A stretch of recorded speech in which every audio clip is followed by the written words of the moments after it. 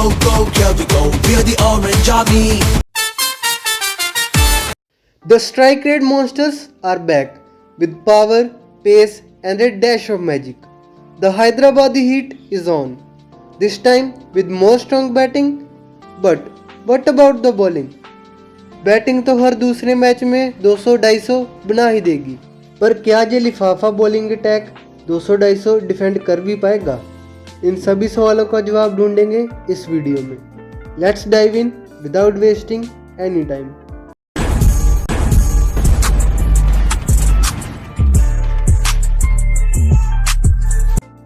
SRH ने auction में जाने से पहले 15 प्लेयर्स को रिटेन किया था। पिछले सीजन में प्लेऑफ्स में नहीं पहुंच पाए थे और इसका मेन रीज़न हिट और मिस बैटिंग परफॉर्मेंस थी।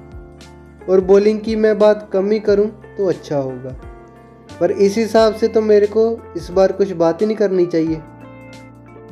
पिछले सीज़न में राहुल चाहर और एडम जंपा का प्रॉपर यूटिलाइजेशन ना कर पाना भी एक ब्रेन रॉट डिसीजन था, और इस बार मैं चाहता था कि ये रवि बिश्नोई जैसे प्रोमिनेंट इंडियन लेग स्पिनर को लेकर आए।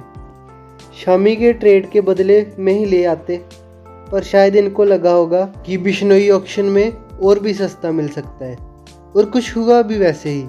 बिश्नोई 7 करोड़ में मिल गया, एसआरएच को नहीं, राजस्थान को। मतलब यार बैटिंग में ही बंदे भरते रहोगे क्या? बॉलिंग में कोई नहीं चाहिए तो बॉलिंग मशीन से बॉलिंग करवा लो ना।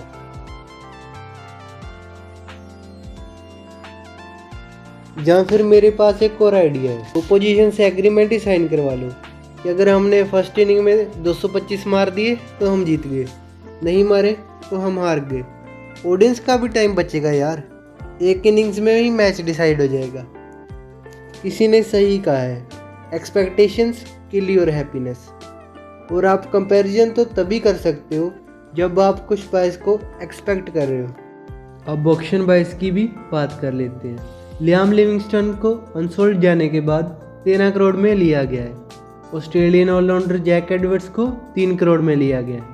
सलील अरोड़ा 1.5 करोड़ में। शिवम मावी 75 लाख में। शिवांग कुमार, शाकिब हुसैन और ओमकार तरमले इन सभी को 30 लाख में लिया है। अमित कुमार, प्रफुल इंजे, प्रिंस फुलेत्रा इनको भी 30 लाख में लेकर आए हैं। इन टोटल 10 प्लेयर्स को बाय किया है, जिससे टोटल स्कोर 25 प्लेयर की हो जाती है। अब इन प्लेयर्स का रोल भी डिस्कस कर लेते हैं। लिविंगस्टन एक ऑलराउंडर है, मिडिल ऑर्डर को स्ट्रेंथन करता है एंड लेग स्पिन और ऑफ स्पिन दोनों ही ऑफर करता है। मुझे लगता है कि ये एक नेसेसरी बाय तो था ही, पर अगर पहले ही बिड कर देते तो शायद सस्ते में मिल जाता और आप और कुछ प्लेयर्स को भी टारगेट कर पाते एकदम क्लैरिटी के साथ। जैक एडवर्ड्स एक बैटिंग ऑलराउंडर है, वो right handed top order batsman और राइट आर्म मीडियम पेस भी करता है। सलील अरोड़ा एक विकेट कीपर है और वो राइट हैंडेड बैट्समैन भी है। मिडिल ऑर्डर में एक्सप्लोसिव हिटिंग के लिए फेमस है। शिवम मावी एक राइट हैंडेड सीम बॉलर है और बैटिंग में भी बहुत इम्प्रूव किया है। शिवांग एक बैटिंग ऑलराउंडर है और वो right handed middle order player है और लेफ्ट आर्म ऑफ स्पिन भी ऑफर करता है। शाकिब हुसैन, ओमकार तरमले और प्रफुल हिंजे ये तीनों ही राइट आर्म सीमर्स हैं। अमित कुमार एक राइट आर्म लेग स्पिनर है जो कि झारखंड से है। प्रिंस फुलेत्रा एक चाइनामैन बॉलर है, यानी कि एक लेफ्ट आर्म लेग स्पिनर, और इसको भी बहुत से एक्सपर्ट्स इंक्लूडिंग मी बहुत ज़्यादा हाईली रेट करते हैं।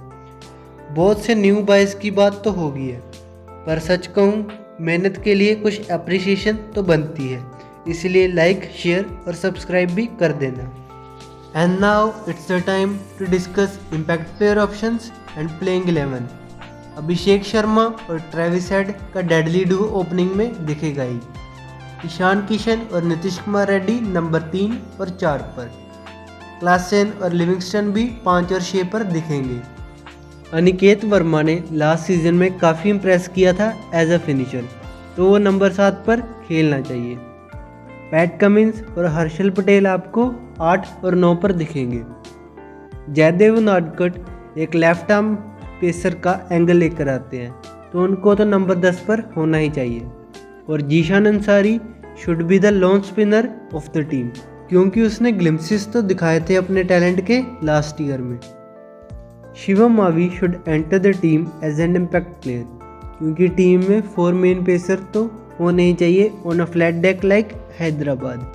क्योंकि रेड्डी कितना इफेक्टिव रहेगा इस डेड पिच पर, I have some doubts.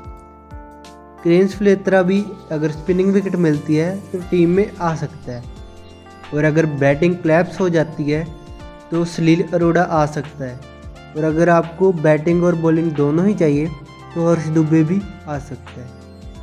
Playing 11 और इम्पैक्ट प्लेयर की ऑप्शन तो हमने डिस्कस कर ली है, अब बैकअप्स की भी बात कर लेनी चाहिए।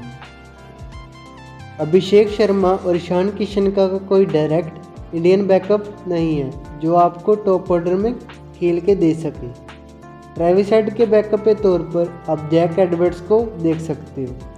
नीतीश कुमार रेड्डी के लिए काफ़ी मिडिल ऑर्डर बैट्समैन तो हैं, ऑल्दो कोई इंडियन फास्ट बॉलिंग ऑलराउंडर नहीं है।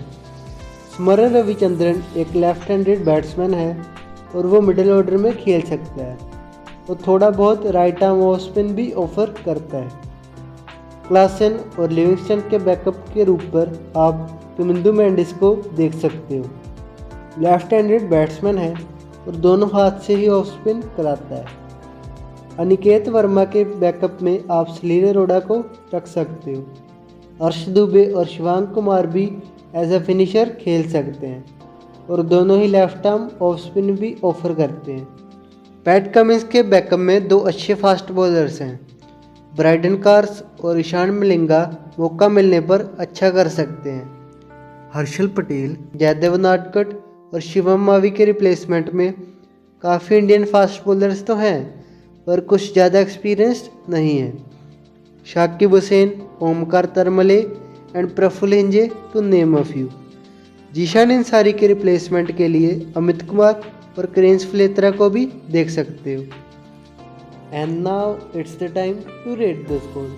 मैं सच बताऊं तो मुझे इस टीम से कुछ ज़्यादा एक्सपेक्टेशन तो नहीं है, इसलिए मैंने 7 की रेटिंग दी है। बैटिंग में फ्लेयर है, पर बॉलिंग पिछले साल के मुकाबले और भी ज़्यादा डेंटेड लग रही है।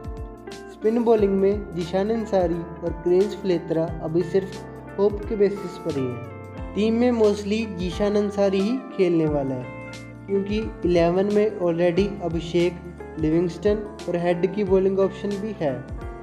और अगर आप ऐसा नहीं करते हो तो आप मेन 4 फास्ट बॉलर्स को नहीं खिला पाओगे, क्योंकि पेसर्स इम्पोर्टेंट है हैदराबाद जैसी फ्लैट पिच पर रन फ्लोस को रोकने के लिए, और इनके पास मोस्टली स्लोअर बॉल कराने वाले बॉलर हैं।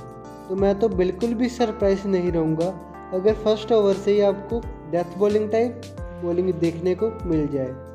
प्लेइंग 11 में फ्लॉज हैं और बैकअप भी कुछ बहुत तगड़े नहीं हैं, इसीलिए मैं इस टीम को टॉप 4 में आता हुआ नहीं देख पा रहा हूँ। तो ये तो थी मेरी रेटिंग्स। आप भी अपनी रेटिंग्स और ओपिनियंस कमेंट सेक्शन में बता सकते हो, और मैंने ऑलरेडी 4 टीम्स का रिव्यू कर दिया है, तो आप उसको भी देख लेना। Make sure to like, share and subscribe to the channel for more exciting content in the future. Till then, goodbye, take care and show some love.